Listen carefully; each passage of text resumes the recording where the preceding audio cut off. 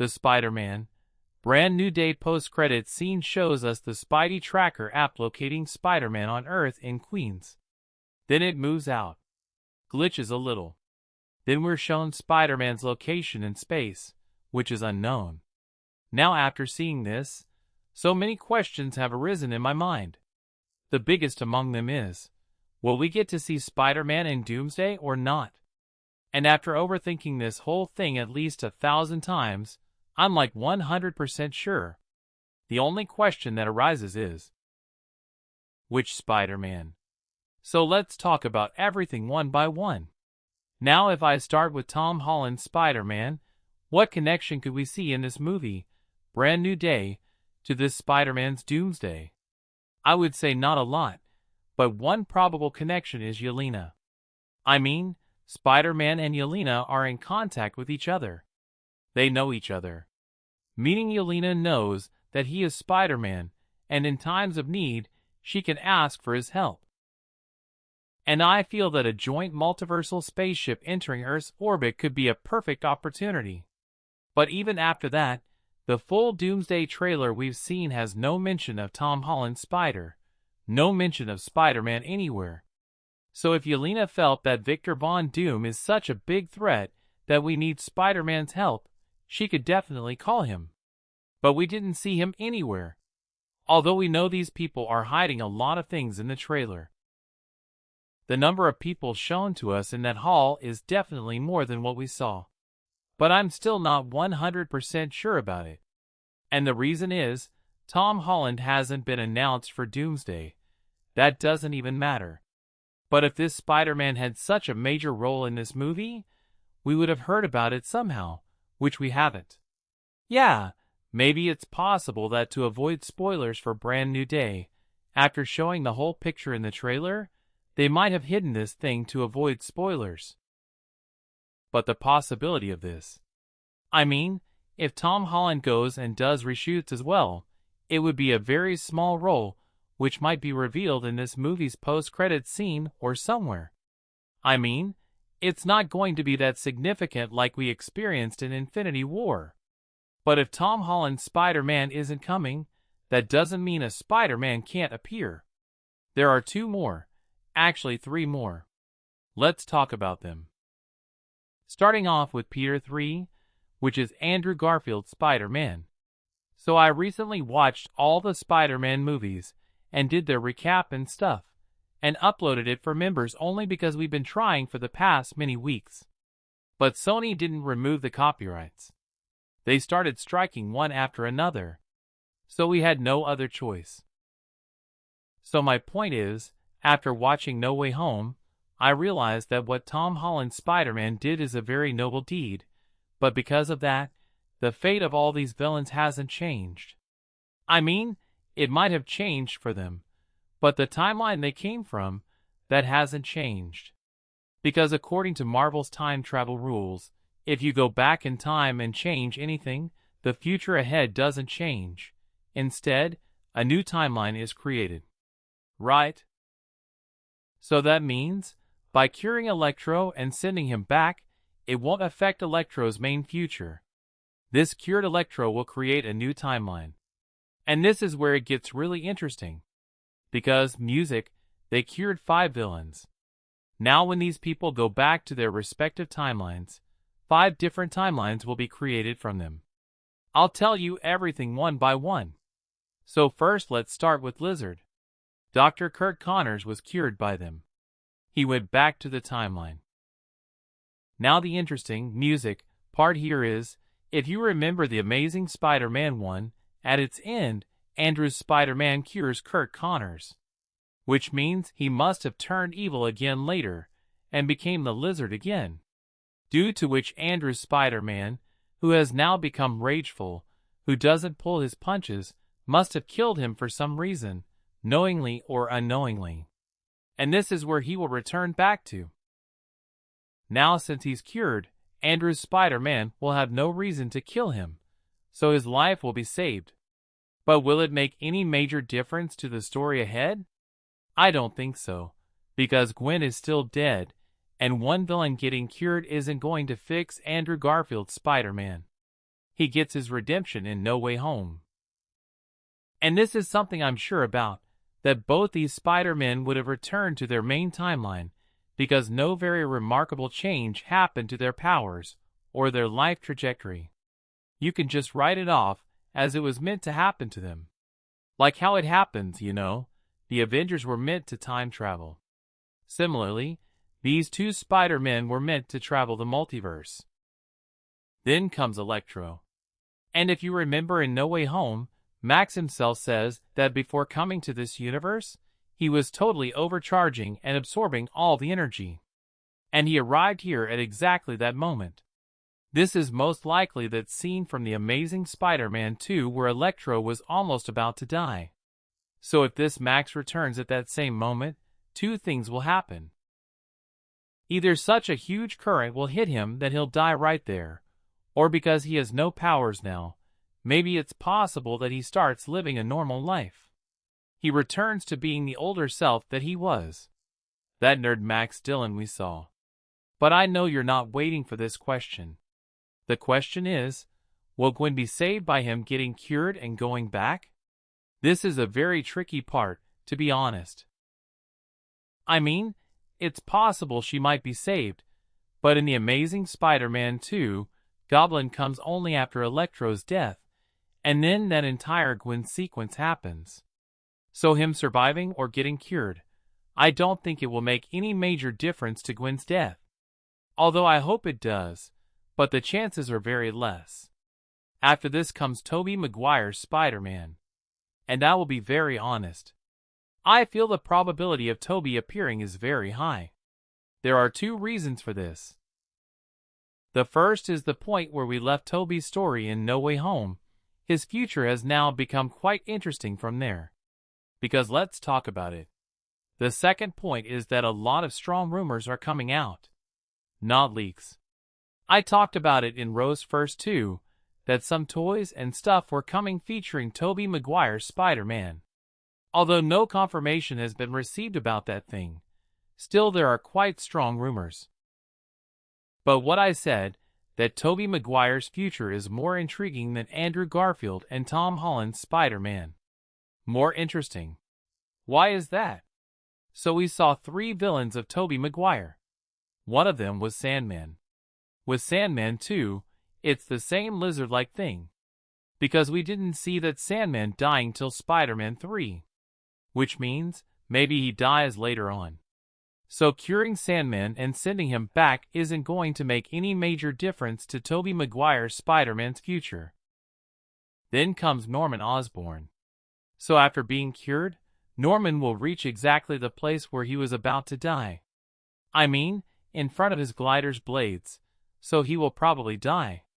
Even if he survives, then the story ahead, Spider-Man's, in fact Harry Osborn's, will change very drastically because Norman is most likely cured of his multiple personalities, if he is cured. And after that, he might be able to mentor Harry well. Maybe there won't be as much rift in Harry and Peter's friendship that occurred due to his father's death. Otto Octavius's experiment will completely change because Norman will support him differently. So you understand that from here, the trajectory of Spider-Man's character can actually change. But besides this, there's one more interesting point to remember. Otto Octavius and Norman Osborn both were cured. But they both will be part of different timelines. Because Norman Osborn will go back cured and change the timeline. Due to that, Otto Octavius's future will also change. Whereas in the timeline Octavius returns to, Norman is already dead. But according to me, this is the most interesting timeline. Because the Otto Octavius here, when he came to No Way Home, and when he went back, the most significant changes happened with him. Like he was already cured. But apart from that, when he went back, he had the Arc Reactor with him. I mean, I agree this thing wasn't shown very well. But still, you assume that he took the Arc Reactor with him, a tech that he spent his whole life trying to build. I mean, in Spider-Man 2, that's what he was trying to create, an energy source. The power of the sun in the palm of my hand. That was this very thing. And now he finally has it in the palm of his hand. That too cleaner, safer, and more powerful than his original experiment. So through this Arc Reactor, Octavius will change his entire timeline, and that too very drastically. And if you're thinking that if Otto reaches that same moment cured, how will he stop his son that had become sustainable, and was pulling everything into itself? Then its very simple explanation is the Arc Reactor. You see, Tony Stark's Arc Reactor is not just a source of energy, but also a very good way to absorb energy. The perfect example of this is when Thor strikes lightning on him. Tony completely absorbs it. Power at 400% capacity. How about that? So Otto Octavius will return to his timeline, shut down his machine with the help of the Arc Reactor. After saving Spider-Man, Mary Jane, and everyone. Now he has become the hero there.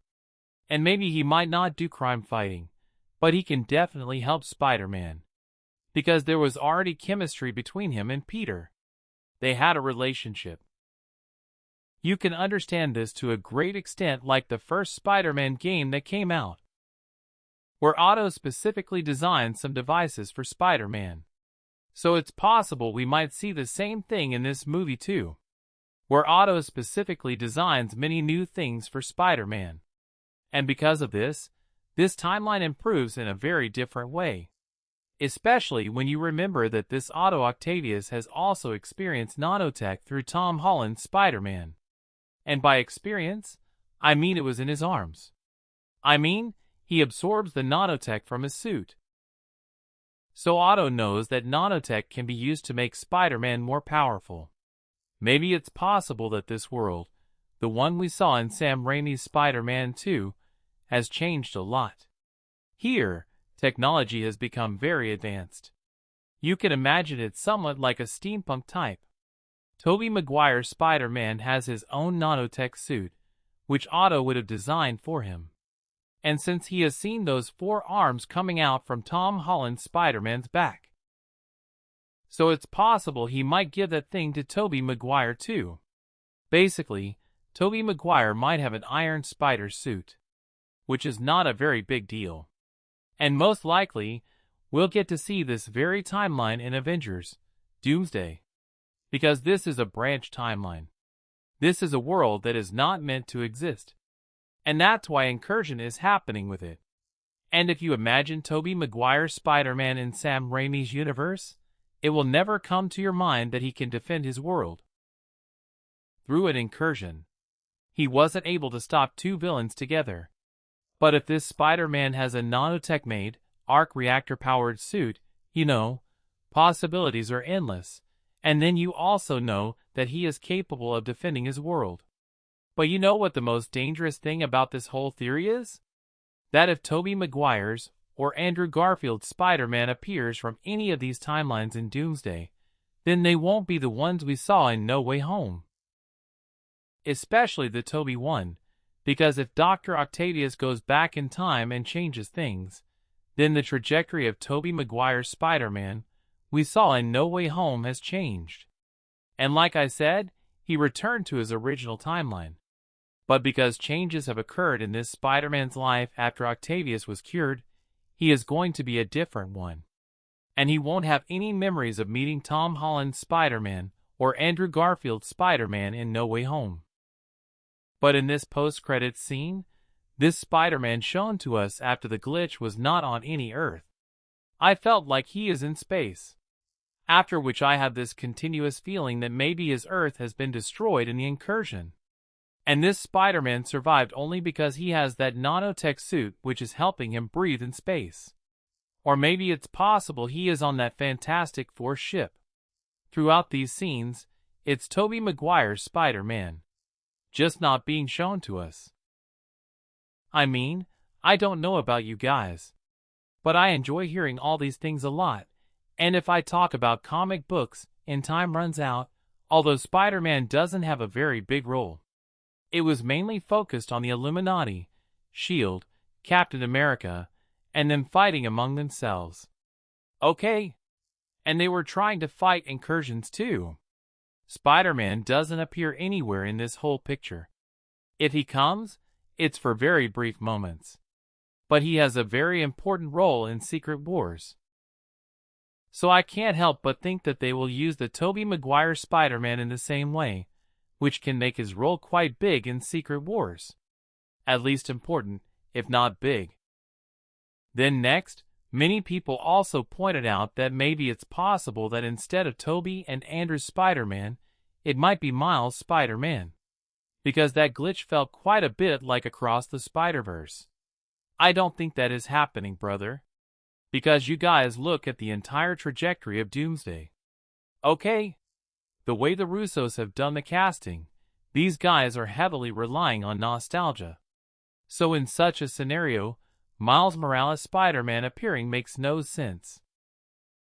Because he hasn't been established yet. So what will he even do in Doomsday? And if you guys are thinking he's setting up Secret Wars, then no. First, they will set the field for Doomsday. After that, all the Secret Wars things will happen. And amidst this thought also came out that maybe it's Tom Holland's Spider-Man, but he has reached space. I mean, Doom destroyed everything, and he is on Battle World. That's why the Spidey Tracker is showing this. So when Battle World is formed, this Spidey Tracker won't work at all. Won't work one bit. Only the thing that Doom allows will work. And if this is a hint towards Battle World, then Spider-Man won't be floating in space.